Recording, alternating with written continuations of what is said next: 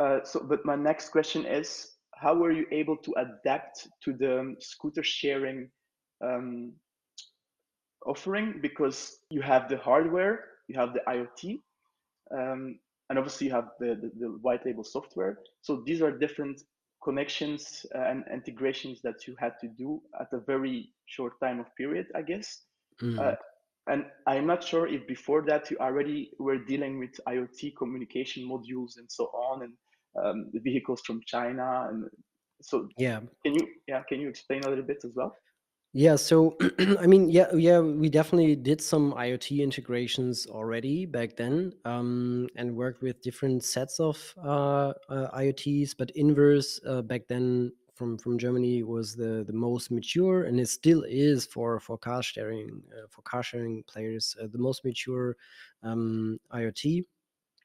And everything else was in the early days, let's say. So we had no idea from, let's say, direct communication with IoT. So over the IoT protocols, we always tried to communicate with APIs because that's way easier, and we didn't have the technology back then to integrate directly with an IoT. This is today possible with Wunder, but back then it was not.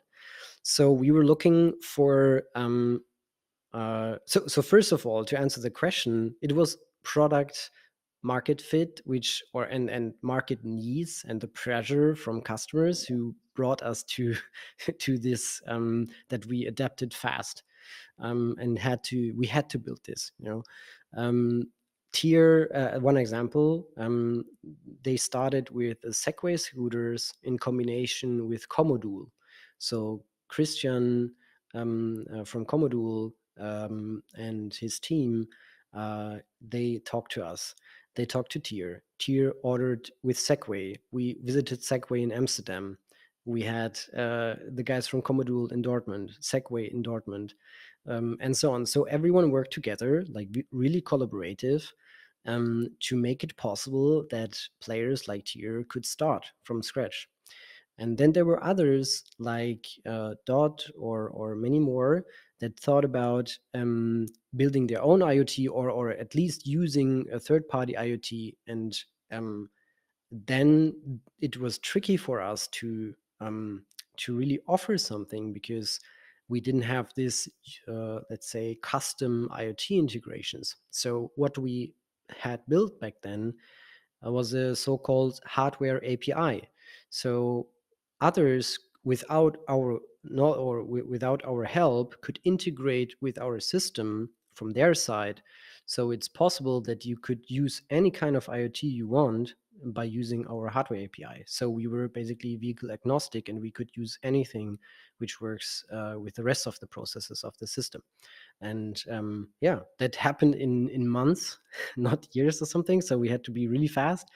And yeah. What makes the mobility industry so special is that there are so many partners with hardware, IoT, and obviously the software white label that make it possible for every operator to provide their solution. So they all work together, and it works. So that's quite amazing. Yeah, it's really complex. So if you think about, there's a vehicle on the street and you can, as an end customer, open it via your phone. So what happens, So first of all, you need to make sure that the vehicle is reachable and you can somehow interact with this vehicle. So the first thing you need to do is making sure that the connection to the vehicle somehow works. And this is a huge flow of data, actually. Not a large amount of data, but like having multiple steps in between. So there's the vehicle, there's the IoT, so the vehicle itself, the IoT that needs to control the vehicle. Yeah. Then there's the IoT server, which transforms this physical protocols and this firmware into web conform, basically API ready data. You're Yeah. sending this data to your system, and your system has checks and like rule engines and so on, like if you're allowed to start or not start the vehicle and so on.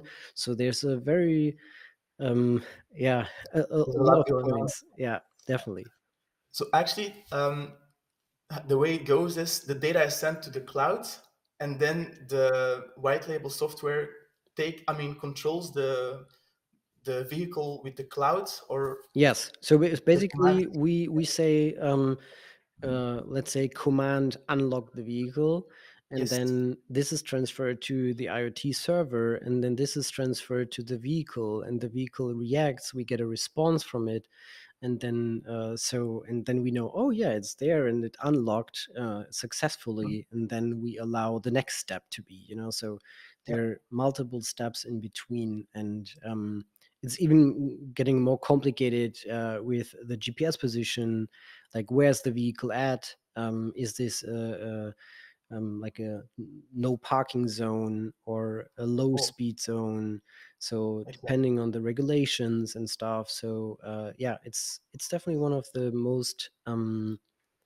challenging parts in this whole mobility sector, controlling and monitoring the vehicles.